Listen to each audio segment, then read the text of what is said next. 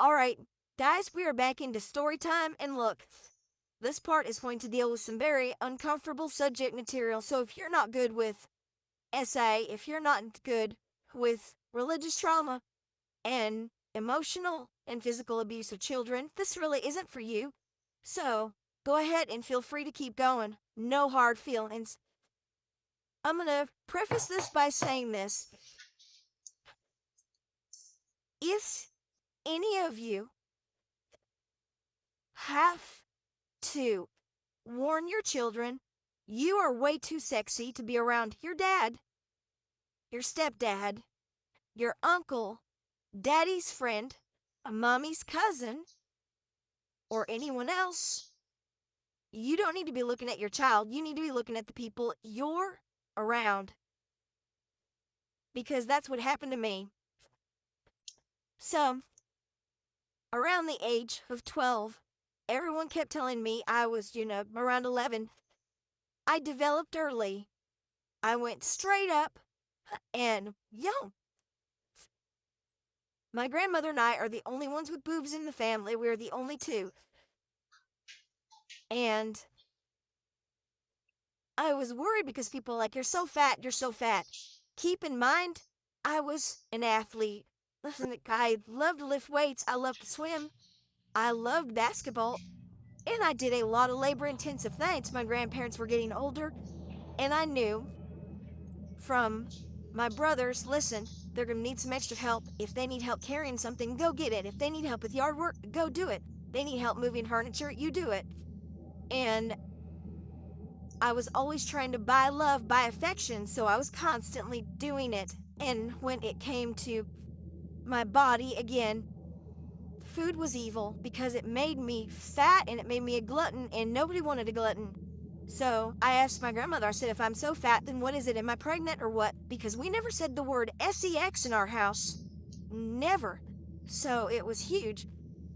And so when that happened, all of a sudden, it happened like the day that I got the talk from my grandmother. It happened the day, all of a sudden, like, tensions weren't great in the house anyway, but I could still hug my brother, I could still hug my grandfather.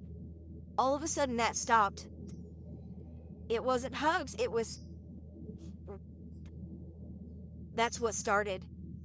It was like there was a dynamic in the house, like as soon as I figured out what sex actually was, that there was now a wall between me and everyone else.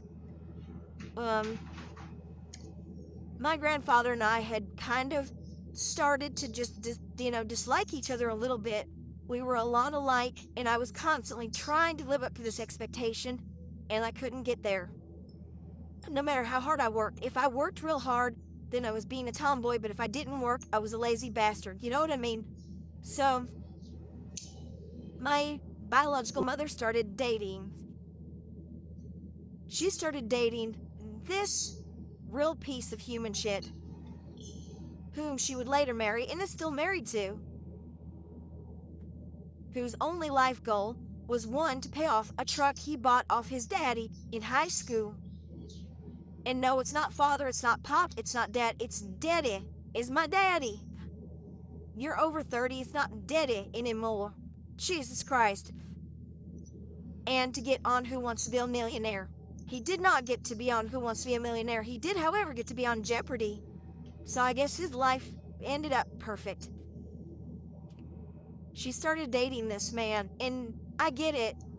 I already have a lot of attention. I'm not getting any attention from my mother. I'm being told wanting attention from my mother is evil. I'm being told everything I want to do is evil. And now here comes this goober with no hair, fat as hell, and he is a part-time teacher. Part-time. What he really was a high school football coach. And I saw him as the lowest form of life, not because he was a teacher. I think if you were crazy enough to get a degree, and then spend your life trying to teach people basics, God love ya. I couldn't do it. I'd be killing some motherfuckers. I would be. But this man was the epitome of sloth, and he was the epitome of male ego laziness.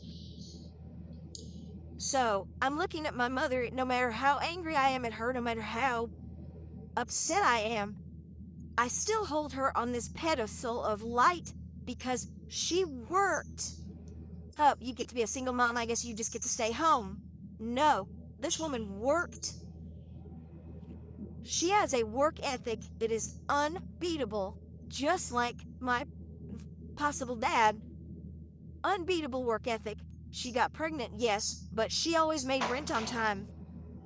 She went on the dole, but she worked her ass off. She went to college, and this was in a time where they didn't give you all kinds of, what do you call it, accommodations. And my brother wasn't raised perfect by any means. Single mom on her own in Texas by herself, and then pulled herself up and became PR. And I'm talking American Cancer Society, I'm talking Big Brothers Big Sisters, I'm talking surgeons. This woman had it. So I look at this woman who is constantly going, I'm so fat, I'm so ugly, I'm so fat, I'm so ugly, working and working and working to achieve this perfection of what a Southern belle should be. And then she gets on with Gomer Pyle with no hair. It really offended me because I was like, you've worked your whole life. Even at that time, I was like, I see you struggle. My mother was not that type where if she couldn't afford it, she put it on a credit card. If she didn't afford it, she couldn't afford it. And I admired that. Uppity, yes. Racist, yes. Abusive, yes.